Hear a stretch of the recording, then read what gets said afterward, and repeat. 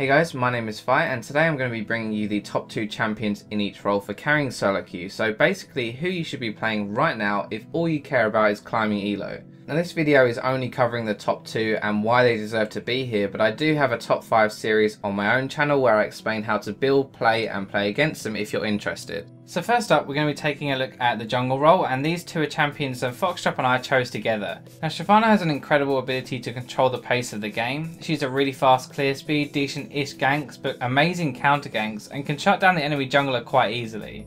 So farming is definitely one of her biggest strengths, and you're really going to feel it most mid game when you group up to team fight. The farm you've accumulated will mean that you're basically like a second, slightly weaker top laner and you can do a lot of damage still. Now firstly, Sivir does a lot of damage naturally, so you can just kind of build tanky items, which makes it really difficult for an AD to deal with. Not only this, but by the time the enemy AD finally does put you on low health, then you can just W your way and it's really hard to finish off the kill. Now ganks may not be the best because of her lack of CC and gap closer, but she's great at counter ganking. If they've already committed to a fight, then you can just run in, and there are very few, if any, champions that can duel her one-on-one. Taking the number 1 jungle spot right now is Evelynn.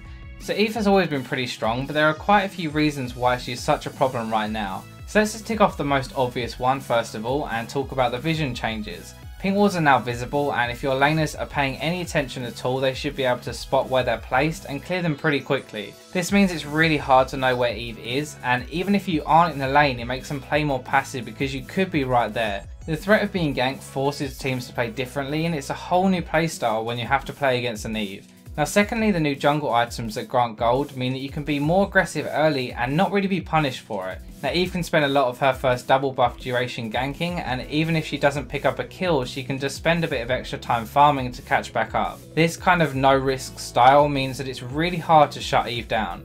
So next up we're going to be looking at my main role, the AD carries. So in second place now we have Sivir. Now her ult is really strong, she lanes decently well against anyone and has a lot of damage. After recent nerfs, honestly most lanes are now a skill matchup because you need to hit more of your Qs to get control of the lane. With the reduced shield duration too, it means that you have to use it more reactively rather than a just in case. Despite this though, her real strength is her ultimate because you become really strong in 2v2 situations and also with ganks. Now in a 2v2 situation, if the enemy laner steps out of position at all, you can ult and catch them really easily. It's impossible to outrun her, and Sivir packs a decent punch when she does actually hunt you down. Now it's also really easy for a jungler to be ulted into a gank and just makes her even more deadly. When you move this into team fighting phase, she can punish anyone who overextends, she can engage, disengage, and it gives her probably the highest utility out of any AD. Now arguably the best AD right now is Jinx, and she's just so strong. She's a really good late game, and in my opinion that's her strongest phase, but then she has the ability to win lanes too. She has a great attack speed steroid on her Q, even though her base attack speed is pretty low, or she can have great range and AoE. Now when you combine that with an AoE X Q ultimate and a root, it becomes a really deadly combination. Now Jinx does suffer from having no escape, and that means that she can be shut down in team fights and the lane phase quite easily. The increased range on her Q means that her lane phase is actually really strong, as she can poke while the enemy comes to CS. She is going to eventually run out of mana, but in the meantime she does a butt ton of damage without taking much in return. Now in my eyes her W is more of a utility spell than damage since the nerf, and it's really good for starting fights and setting up ganks. Now just how Sivir can speed up your jungler, you can slow down the enemy and allow your jungler to catch back up. So next up we have our mid laners, and we'll start with Zigz. Now Zigz has great lane control, a great team fight, amazing burst, and is a really strong lane bully as well. His passive and Q is a lot of his damage early, and it makes trading with him extremely difficult. Now you'll normally be exchanging a lot of auto attacks in the lane phase, but he's just going to auto attack you with the bonus damage and Q, which will win the trade every time. The one big downside to Zigz is that all of his abilities are skill shots, and it means that you could potentially do no damage in a team fight. I mean, it is pretty hard to miss that big ass ultimate, but if you do, then you've probably lost your team the fight. So taking the first spot here is obviously going to be Kassadin.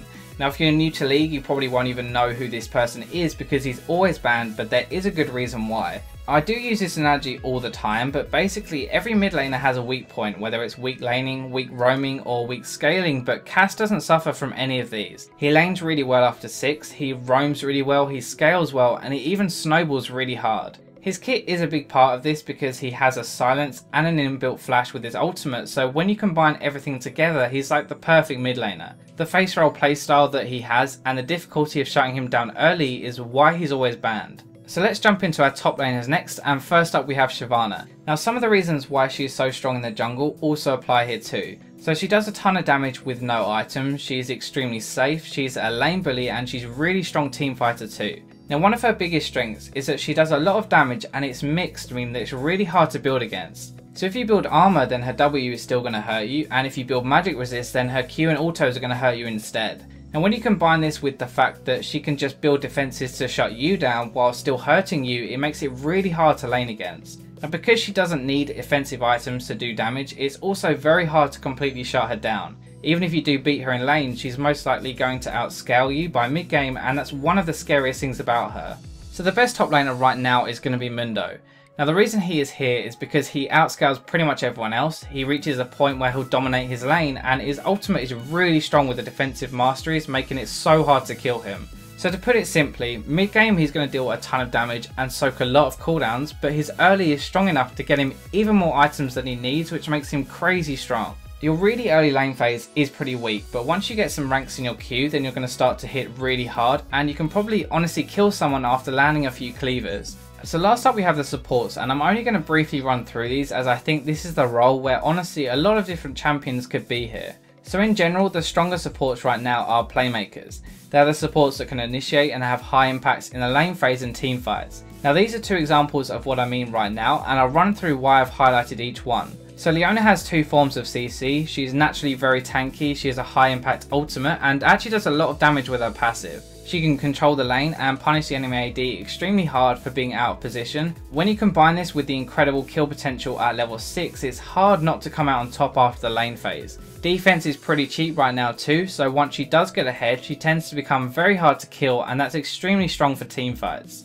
Now Annie is very similar in that she can control and dominate a lane, but in a slightly different way. Now where Leona does it through crowd control being tanky, Annie does it through sheer damage output. Now in my opinion, Annie's kit is not even that good as a support except her stun, but it's the raw damage that she can bring to the fight that makes her so good.